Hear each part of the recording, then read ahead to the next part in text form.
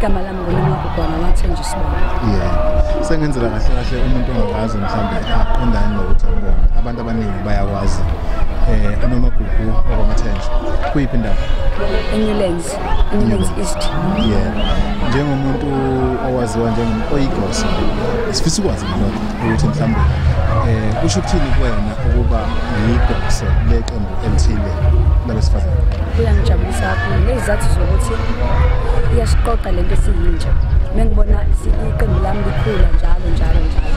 Ngifike lokujabula ngezizathu zokuthi iyasiqoqa lento esiyintsha, sihlale sihlangene ngento and kubazali bethu bajabula kakhulu, ayikho into esibaphoqa ngayo, so kuyangijabulisa kakhulu.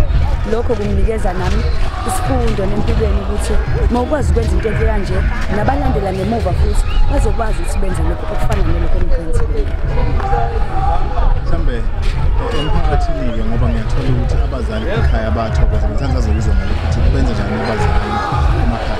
Mhlambe emphakathini nihamba kuwona ke abantu banithatha kanjani uma niqhamuka nigida ushameni kube kungalindeleki njengabantu besifazane? Ave bejabula abantu, siyajabula futhi sikhona abantu abasisapothayo from outside, so siyajabula kakhulu. Ave bejabula abantu besibona, especially abantu besilisa, kuyangijabulisa kakhulu. Abathatha advantage ngathi kunalokho basikhulisa ezingane ezincane, basibona ezingane zabo, abanye basibona ezodadewabo. So lokho kuyasijabulisa kakhulu. Umphakathi indlela osithanda ngayo siyabonga kakhulu. Ngicela ukudlulisa nje ukubonga kakhulu. Ngicela ningaphela amandla, nathi asizukuphela amandla. Mhlambe ke ingqinamba zikhona mhlambe ingqinamba ohlangabezana nazo kule ndima ke mhlambe yokuba yigoso nje ngokubanzi? Yebo, zikhona ingqinamba njengoba nazi ukuthi mina ngeyigoso khona nabanye abantu besilisa abamagoso, so mebebona intombazana yenza kanjena kunomono okuvule, but siye singayithathi leyo nto ezinto eserious ngoba sihlakelwe ukuthi etheni, kodwa nje umono uhlale ukhona njengazo zonke indawo. Simvule ngo-2018 uDisemba 6. Mhlawumbe ukubonga intombi egida nazo kubantu engigida nabo, kodadewethu engigida nabo, ngiyabonga kakhulu bafowethu ukubambisana kwethu, ukuhloniphana. Abanye badala kunami, most yabo badala kunami, kodwa abayithathi advantage yalokho. Kunalokho bangihlonipha, benginezindawo yami ezigoso, nami ngizoqhubeka bafuthi ngiphathe kahle. Ngiyabonga kakhulu guys ukubambisana esinakho, sithathana ezosisi, akugcini engomeni kuphela but ngisho kuzinto zefamily abakababhekana nazo sebeyazi khona indawo abathola kuyona injabulo.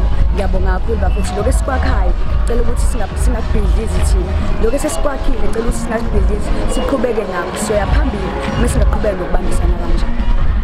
Mhlambe ke ukugcina nje ukuchaseka niyakuthola mhlambe komasipala noma uqasheka nayo mhlambe ungathini mhlambe mangabe niyafisa ukucela mhlambe ukuchaseka nokuncenga nje ukuthi abantu baniqaphele baniqashe?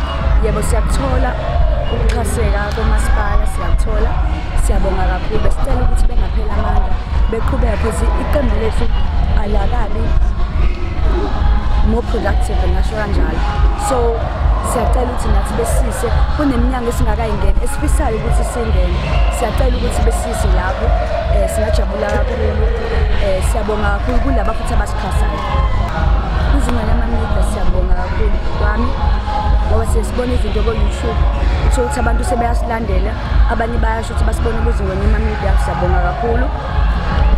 Ngicela ukuthi uNkulunkulu aniphe amandla nani niqhubeke la ningakangeni khona, uNkulunkulu aniphe amandla nivulele lowo mnyango, nala akufase khona uNkulunkulu asiqaqele lawo mafilo ngeyibopho lezi emotional, uNkulunkulu ayibhuzuze mase ehamba phambili kuqala. Siyabonga kakhulu. Sibonga ngesikhathi sakho. Yebo, ngiyabonga kakhulu.